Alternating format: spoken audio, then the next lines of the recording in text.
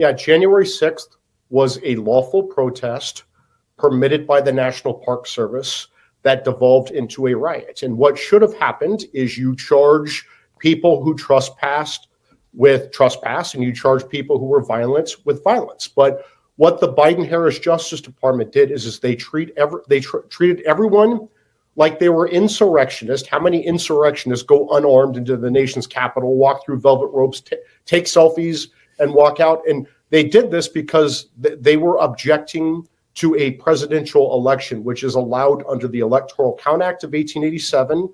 It's also allowed by the First Amendment. This is why you don't see John Kerry and Al Gore and Hillary Clinton in prison for objecting to Republican wins like Democrats did in 1968, 2000, 2004, and 2016. But what they did is they took a post-Enron obstruction of justice statute intended for corporate fraud, document shredding, and they used that as a hammer to go after January 6th defendants. They persecuted them. They illegally contorted, politicized, and weaponized the law to go after January 6th defendants. And that isn't just me saying this. That is the Fisher ruling out of the Supreme Court. And they did this, again, while they gave amnesty to much more deadly and destructive BLM and Antifa rioters, right? And now Hamas rioters terrorizing American Jews all over America, particularly on college campuses. So yes, there must be severe legal, political, and financial consequences to all of those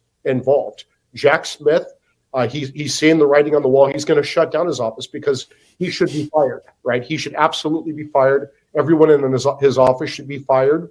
They should be referred to the ethics people at the Justice Department because they clearly were violating Department of Justice policy by trying to interfere in the election. It's very obvious. They made it clear they're interfering. They shut down their investigation. They announced they're shutting down their investigation the day after Trump beat Kamala Harris like a drum. You're admitting this was election interference.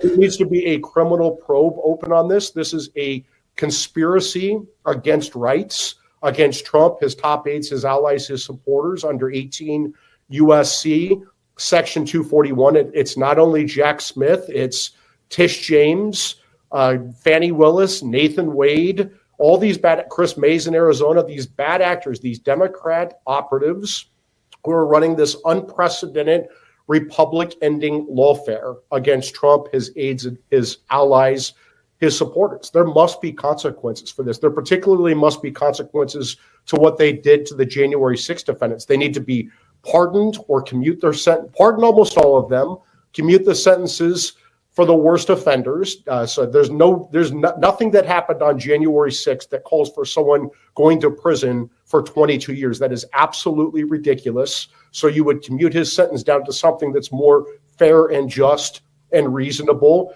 You dismiss all of these charges immediately on January 20th. You shut down these offices. You reassign these prosecutors and these agents to real crimes in D.C. and the southern border, and you restore these people with the Department of Justice. There's a fund at the Department of Justice you can do to compensate these defendants who are persecuted under the Fisher. This is outrageous. Interesting.